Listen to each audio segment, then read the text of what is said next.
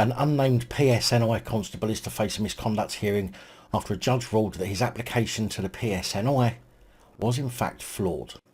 The unnamed constable is said to have lied on his application forms by being dishonest about previous misconduct or gross misconduct proceedings against him in previous employment, and failing to declare that he had made unauthorised payments to himself in a previous job.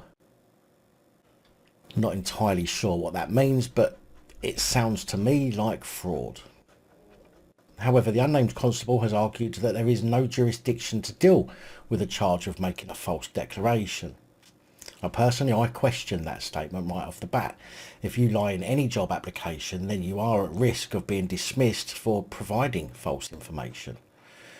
I don't know of any role, I've never been for a role that doesn't stipulate that, so I would imagine the PSNI run with that rule as well. Mr. Justice Colton, however, has refuted that claim of no jurisdiction, saying that a panel appointed by the force has the right to examine allegations related to the questionnaire completed during the application process to join the PSNI.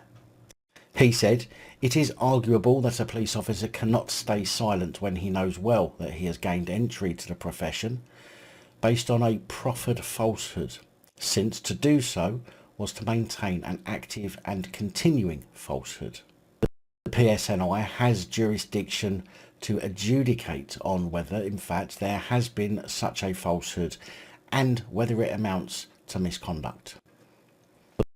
The reason this constable hasn't been named is said to be for security reasons, as he might, I believe, be attached to a security-led division of the PSNI.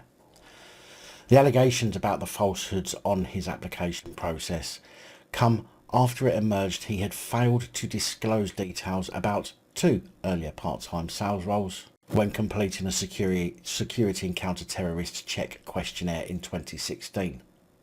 In one of the roles at a Matalan store in Craigavon, he was subject to disciplinary proceedings which culminated in a verbal warning for gross misconduct, which he failed to declare. He later went on to work at a menswear shop in Portadown, where he made 10 unauthorised payments to himself, involving a total sum of £1,675. Last year, police set up a panel to deal with the charge of making a false declaration under the PSNI Conduct Regulations 2016. Despite him not actually being a constable when he signed the questionnaire, it is alleged that he never even sought to correct the information and breached the code of ethics. The unnamed constable's lawyers sought a judicial review based on the no jurisdiction because the lies were made before he made his attestation, and that's where the claims no jurisdiction for the misconduct hearing to pursue the matter come from, because at the time of his lies he wasn't actually a constable. However, Mr. Justice Colton held the contents of the questionnaire are ambiguous as to the importance of full and accurate disclosure and the potential implications of any such failure.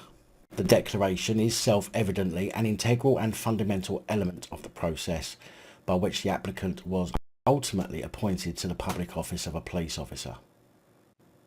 Dismissing the officer's challenge, the judge identified an ongoing duty to disclose the information. So, here we have yet another copper who clearly isn't fit to be a copper, lies and a history of misconduct hearings behind him and potentially fraud. I'm sure as shit the people of Northern Ireland don't want a cretin like that working for them.